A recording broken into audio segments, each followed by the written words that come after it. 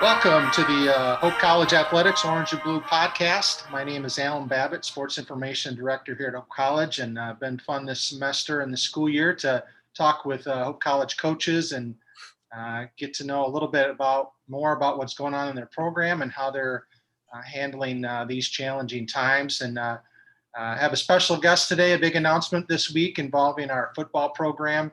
And here to talk about that is head football coach Peter Stuursma and senior quarterback Joey Stark. And Coach, we'll first talk about obviously the announcement of the decision to not play in an MIAA games this spring and opting into preparing for that 2021 fall season. Just talk about the decision and why you and the leadership of the college felt this is the best decision for this program. Yeah, thank you, Alan, for the opportunity to talk about this, and appreciate Joey Stark, one of our leaders in our program, to be able to join us as well. This decision goes back to, first I need to highlight the decision-making process that we've gone through at Hope College since March 13th is always to make decisions on the information that you have at the time, to not look too far ahead to make decisions, but to make decisions with the information we have at the time. Back in July, having served on I serve on a head coaches committee for the AFCA Division III football coaches. And in July, it started to become very clear and very evident that we were not going to be playing football in the fall. At the end of July into August, we met as a league, and really at that point, the discussion surrounded playing in the spring and 5 games. At that point, I was a little skeptical if that was going to happen, if the NCAA would allow that to happen, if the orthopedic surgeons who work with the NCAA would allow that to happen, being that it would be a short turnaround from spring to fall. So fast forward to, through the fall, I thought our players did an outstanding job. We used 47 of our 114 opportunities the NCAA granted us for 2021. And those 47 opportunities range from meetings, practice, lifting, conditioning, agilities, and things where we had team get-togethers. And so that was, I think, a really effective, very efficient, and a very productive fall. Having had exit meetings with our players, I think many of them did not, including myself. We were skeptical if we were going to make it through the fall without having some type of significant shutdown. And so we started to realize, I think, what has changed since that fall time. We started to realize, what are the true logistics of us playing in the spring? What does that look like? Well, here's where we landed, Alan, and that is, at the end of the day, it is my duty and my responsibility as the head football coach to give our guys the best opportunity to succeed on the football field from a performance standpoint and from a safety standpoint. And we determined unanimously within our staff, within our athletic administration, within the administration of the college. And I did speak with our council leaders, which Joey is a member of our council, our leadership council, which consists of 10 young men on our team. And it was, though disappointing, but we realized very quickly that we were not going to participate in the game scheduled by the MIAA. This is a very, very difficult decision, in particular for the seniors that this was impacted. Currently, to date, we have 2 seniors that are not coming back for their final year of eligibility in the fall. It was also very clear and very evident amongst our players that the ultimate goal is to win the MIAA championship in the fall 2021. We are the defending league champs from the fall of 2019. We still are the defending champs, and we will defend that championship in the fall of 2021. And we felt very strongly that this was driven not by COVID, but it was driven by the safety and the performance level of our football players. And I will always put that at the forefront of what we do. Just became very evident to us when you looked around the landscape of the league. From our league and Heartland League were 2 of the leagues in the country that were going to play more than 5 games.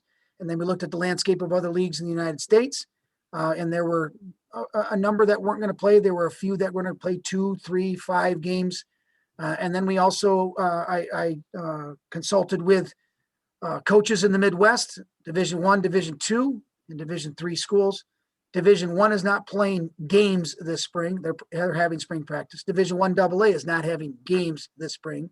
They're having spring practice. Division II is not having games this spring. They're having spring practice. And we felt that this was in the best interest of our program and our players to give us the best chance to succeed.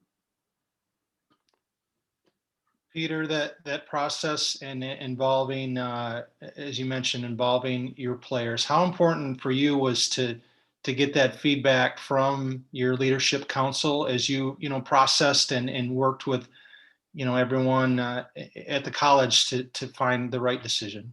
Well, let's start with the first thing you mentioned, our players. The reason why we're here is because we have players and student athletes here in this program. I made a quote, said a quote the other day, and it was, I mean this. We're not here to supply jobs and support jobs. We're here to provide an educational opportunity experience for our young men here in this program.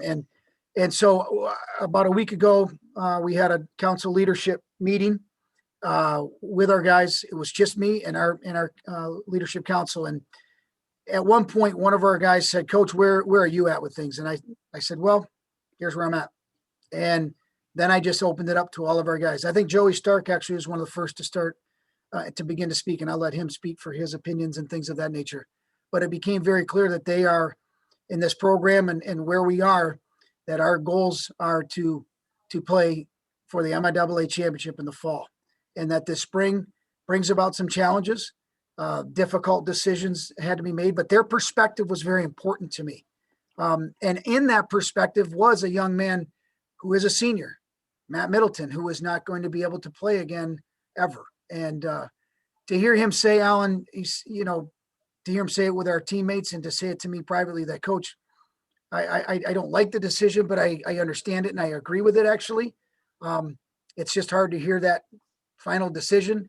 He said, but I'll never put the team in front of, I'll never put my own interests in front of this team. And, Alan, when you hear things like that, and when you have young men like Joey Stark and Matt Middleton and the rest of our council leaders and the rest of our team, to be quite honest with you, when they feel like their individual needs and opinions really, they don't want that to outweigh what's the best for our team and for our program. This is a mindset that we're going to take, and we're going to approach this way, that we're going to have a great spring. And it's really, if we want to be a player-driven organization that's going to compete every single day, then I believe our players need to be a part of this decision, and they were, and ultimately the decision and anything that doesn't work and that falls directly on the shoulders of me as the head coach. I understand that, but I also appreciate their perspective, because they're also going to drive this decision in the weight room, in the meeting room, on the practice field, off the field. Socially, emotionally, spiritually, all those things. The players are going to drive this, and that's what this program is going to be built on. Joey, thanks for joining us here on the Orange and Blue podcast. Talk about that. How much did it mean to you and the other council leaders for you guys to be involved in the conversation on this process? Obviously, it impacts you guys directly. It's your, opportunity to play, and like a lot of student athletes across the country have dealt with so much loss already this school year, from an athletic perspective. How important was that, just to be able to be heard and to talk about this before a final decision was made?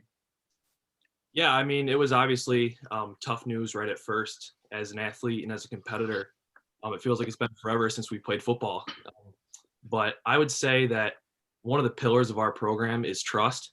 And I think it meant a lot to me and a lot of the other players, that it felt like, the coaches and the administration and the faculty trusted that we would come back in the fall ready to compete, ready to play. And we trusted that they had our best interest at heart.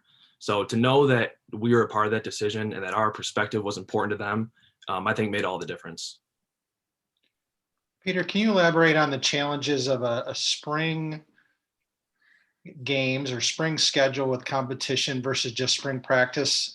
Just in terms of, we're in Michigan, it's winter, all the different things that kind of made it kind of something, would have made it really challenging to try to complete a schedule this spring.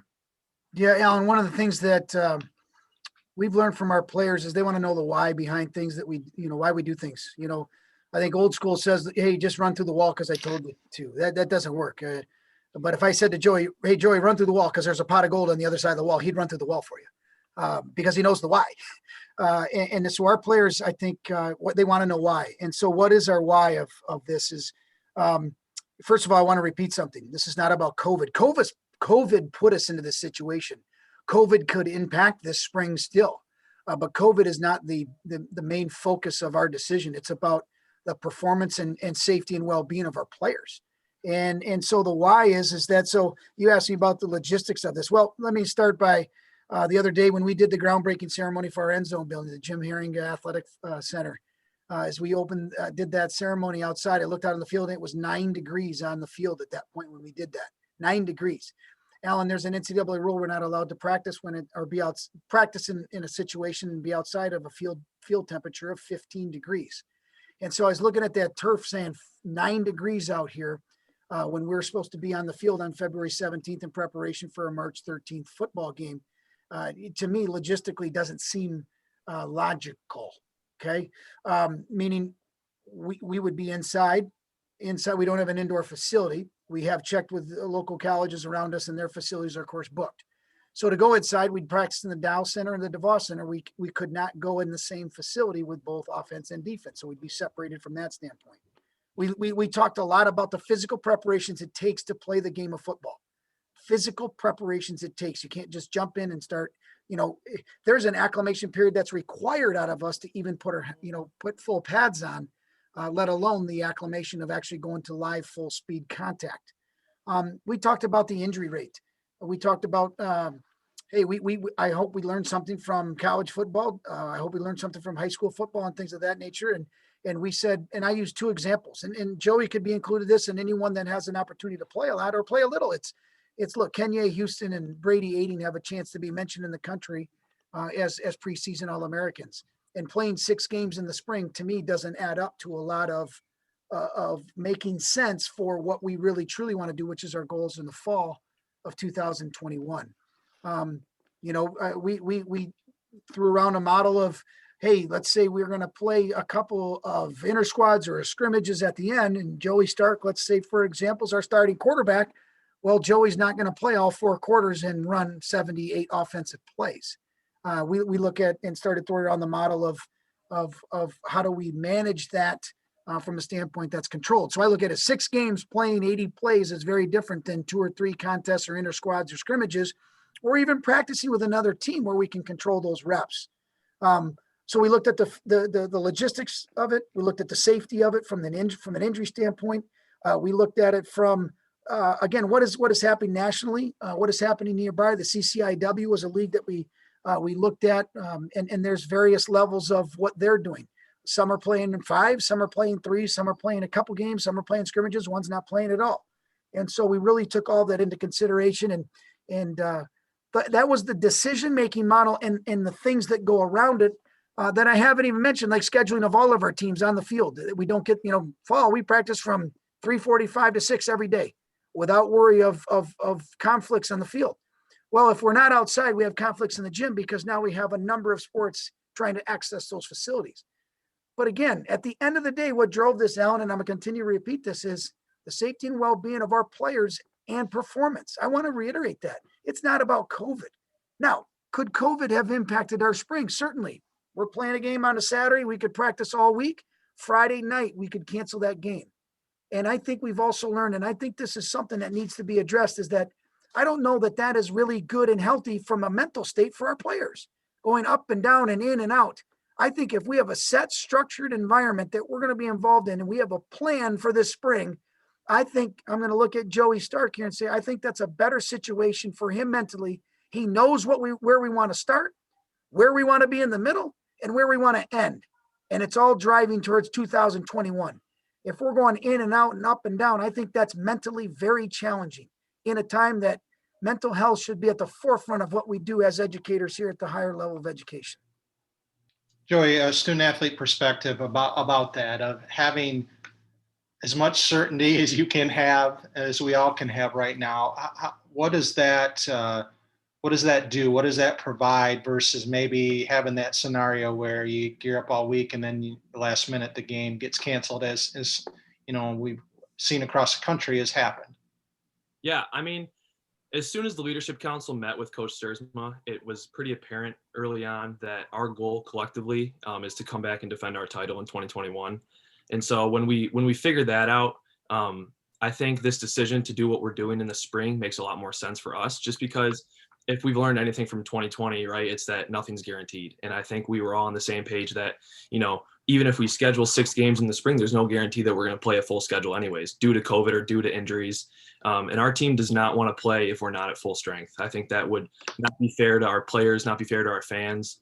And so from a leadership perspective and from a student athlete perspective, I think we're really lucky to know where we're going, like Coach said, to know what the plan is. And part of that is with life on campus too. I think we're really lucky to go to a school that has advocated for us so hard and pushed so hard to keep us in person. That made all the difference to us this last semester. And so I think, the players are on board, we're ready to work. And it's nice to know that we have a structure and a skeleton of what we want to do and where we want to go. Joey, with the turnaround of this announcement, you got disappointment, and then it seems you guys have quickly turned into, okay, we're going to make the most out of this scenario. Where did that come from to be able to get a group of players kind of to buy in like that? Because, the disappointment is understandable and fair and, could be easy to dwell in, but you guys seem to collectively have not let yourself sit in that kind of woe is me kind of, feeling that's, naturally understandable. Yeah, I think a lot of that comes from our experience this fall. We obviously didn't get a chance to go out and compete, but we got to spend a lot of time together as a team. And there was definitely some growing pains those first couple of weeks in the fall when we weren't playing games and we were just practicing. It felt like we were going through the motions. For sometimes it felt like for no reason, because we had no idea where we were headed. So I think, the leaders on this team and all the way from top to bottom, I think everybody learned a lot about dealing with adversity and keeping your head focused on your goals. And so I think with this news in the spring, I think we are equipped to handle that based on the fact that it feels like we've gone through it before. And it's nice to feel like there's a light at the end of the tunnel this fall. And hopefully we get a chance to go out and compete and defend our title. But I think this experience has definitely taught us a lot as leaders, as players. And it's something that, is unfortunate, but it's something that I'll remember for the rest of my life. So couldn't be more thankful for this program. Coach, what have you seen from this group of players that have allowed them to react in a positive and a constructive way versus maybe going a different direction? That can happen because, they're competitors, they want to play. What have you seen that's allowed this to, build into a positive? Well, I'll answer that question 2 ways. The first thing is in our meeting with our leadership council, I said, guys, if we can't say it here, then our culture isn't strong enough to be able to question what we do and how we do it. And so I really tried to give I called on each person. If they didn't want to talk or they said, no, I just agree with what he said, that's okay. I also made contact individually with some of those guys that may have had other questions, and I just wanted to give them that opportunity. And then when I literally shut my hood on my laptop from that Zoom meeting, I said to my wife, I said, I get to work with those guys. Like, how lucky am I? I get to work with young men like that. And you really start to, like as a coach, as a dad, as a fan of sports, you realize that, wow, sports and athletics brings so many unique personalities together that are highly competitive. And really sometimes the most difficult decisions are the right decisions, or, and the right decision is the most difficult to make and the most challenging. But yet when you work with guys like this, it's like, yep. And you know what? We're going to have individuals that won't agree with everything that we have talked about. I understand that. In leadership, and Joey is a leader. When you make decisions, it's not always the most popular decision, but it's the right decision for the organization with the information that we have at this time. And that to me is an incredible learning lesson. And I learn from our guys every day, Alan. I learn from them, and I think we learn, as Joey alluded to and spoke so eloquently, is we learned a lot about the fall of what we're about. And when you compare some schools in our league that played, there was a couple of schools that played in our league and they played games and they had 48 opportunities. We had 47 opportunities based on the NCAA rules. And I'm really proud of our guys for going through that process and ending with an inter squad scrimmage that was energetic and lights out, and those guys competed. So we're looking at a spring practice model that's going to give us the best opportunity to succeed when we move back in August of 2021. Perhaps fittingly or ironically, whatever the right is, this construction toward that fall 2021 season also is going to be coinciding with that Haringa Athletic Center new locker room facility for you guys, also for baseball and softball. And you guys will be working. Tell us, Peter, what do you see now? What are you envisioning as far as what spring practice is going to look like? How are you guys going to try to accomplish what you wanted to do to get the most out of this spring to be ready for the fall? Yep. We're going to look at it as a phase-in approach. First of all, we have not had our guys together in a lifting program other than this fall. And obviously that was limited because we had to phase in that approach as well. But when our players come back on Monday, the 25th of January, we're going to phase in this approach. So we will start with a 7-week strength and conditioning and agility segment for 7 weeks. That'll bring us up to a point where we would normally be on spring break. We're not going to have spring break due to our academic calendar here at Hope. So we will give them a week off, if you will, to recover, rest, and then we will prepare for a 4-week spring practice schedule. That spring practice schedule will be identical to that of this fall, where we have a Tuesday, Thursday, Saturday potentially model of practice, and then a Monday, Wednesday, Friday lifting model. Or it might switch up and we go Monday, Wednesday, Friday practice, Tuesday, Thursday lifting. Whatever is ideal for our players to be able to have the best situation for us to do what we do. And remember, because of this 114 days of the NCAA allowing us, we're now allowed to have pads and have some contact in limited and controlled situations in the spring. And so again, that actually leads to us to say, okay, so 7-week strength and conditioning agility, 4 weeks of spring practice, and then we're going to end with a 3-week, and we'll call it a game prep situation or phase. And that would be where we're going to be looking at an everyday situation and scenario. And do we finish that week with a inter-squad scrimmage on the Saturday? Do we finish that week with a practice with another team? Do we finish that with a scrimmage with another team where we can monitor the reps, right? And monitor the reps of our players, again, so that we can get the most development for the fall. And then the last thing I would say, Alan, is then we finish up with our final exams. And then we watch our guys walk off of campus, and some will stay on campus, of course, and we'll watch our guys leave campus. And and I'm confident in this, they're going to be bigger, stronger, faster. They're going to have installed things in the spring practice as a building process from the fall. And they're going to leave in May, and May 14th, when we're done here at Hope College, getting ready to return August 12th in great preparation for the fall. That's what this is about. And we didn't see that, of course, last spring. And then conversely, when we show up in the fall, I said to administration, and I've said it to our players, like, guess what? By making this decision, it puts the pressure on us to have August be absolutely lights out, throttle down. Here we go, all gas and no brakes. And we open with a new facility. We open at home, and you know that I will look right at our players and say, we are who we are when no one's watching. Those months of June and July and into August are going to be incredibly important as we prepare to defend our title in 2021. Joey, take me through having these 7 weeks of strength and conditioning this semester to come back after being away. How will that impact you guys and be helpful as you prepare for the rest of this semester? Yeah, I think it's going to be huge for us as a team to be together in any context, get faster, get stronger. But if it does anything, I think it will make it feel like a normal year.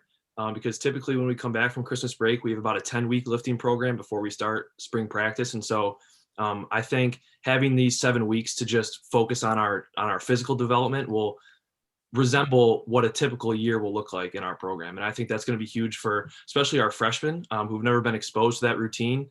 I think what Coach was saying earlier about having a plan and having a focus, I think it's huge for us to say, you know what, we're going to try and do everything we can to get the most out of this spring and get better. And part of that is developing physically. And so I think having 7 weeks with Coach Margetts is going to make a world of difference for us. And then lastly, Coach, you alluded to the season over September 4th. Looking at your schedule, some new opponents I think I've seen that the Flying Dutchmen even haven't played in a while or played at all. Just talk about this fall schedule and what you see on that as opportunities for this team when you return in August. Well, Alan, you've known me long enough to know this, that I'm not going to talk about anything after game 2, right? It's game 1 that we're worried about. And that's what our sole focus will be on Anderson University as they come in and we open on game 1. Because you know what, I really believe this, and Joey alluded to this, is that the excitement and energy in this campus on that first opening night, first opening afternoon, I should say, I just expect it to be great. I said to Scooney, our AD, I kidded with him. I said, I hope we have flybys. I hope, with fighter jets that are flying by, I hope we have the blimp, the Goodyear blimp is there. I hope we have, I hope we have the petting zoo and elephants in the end zone, and young kids feeding the elephants peanuts. I hope we have, I hope you're doing as much as you can do and from a media standpoint to give our guys an exciting return, because realistically, that could be a really, really good opportunity for us to bring everybody back to some normalcy of what we're about. And I think for the first time since March 13th, Alan, I think we see a light at the end of the tunnel. I think we wanted to believe there was a light at the end of the tunnel, but I think for the first time we see a glimpse of that with vaccines and with the time and the things that we're hearing from our experts in science, that we're seeing a light at the end of the tunnel, and that fall. What is it going to look? I don't know what it's going to look like, but it's going to be more of what we are expecting it to look like. And normalcy is important for our players. It's important for us as a coaching staff. It's important for us as an institution, because we're going to keep moving in that direction with, again, our entire student body comes back on Monday. And the way that Hope College has handled this, obviously, because of the success we had in the fall with our academic calendar, that's the same expectation that we have this spring. And it's the same expectation we have in this program. And it's not we're not opting out of anything, Alan. We're opting in for pushing it all in. All of our players and coaches, strength training staff, pushing it all in. And we're going to bet on our guys, because I trust the process with our guys. Joey, for you, do you allow yourself to think about September 4 in that game 1, or how is that a motivator for you as you and your teammates prepare this spring? Yeah, I mean, you definitely always think about it, and having the chance to get back out and compete in any way motivates you. And I think we've learned a lot in the last year what does motivate us. And we've had to prepare a lot in the last year to play against nobody. And so I think for us as players, if we can learn to be motivated to play nobody, I can only imagine what it's going to be like when we have someone else coming to town. And so I think we're all just really excited to get back out there and compete. And, no matter who comes to town, we'll just be ready to hit another color jersey. So we're ready. Good. We will be ready too. Thank you, Joey Stark, senior quarterback, and Peter Stuursma, head coach, for joining us today on the Hope Athletics Orange and Blue podcast. Appreciate your perspective, and looking forward to watching you guys this spring prepare, and looking forward even more so to watching you compete. And I know there's thousands, if not millions, of Hope Nation ready to do the same. So thanks, Joey, and thanks, Peter. Thank you, Alan. Go Hope. Thank you, Alan.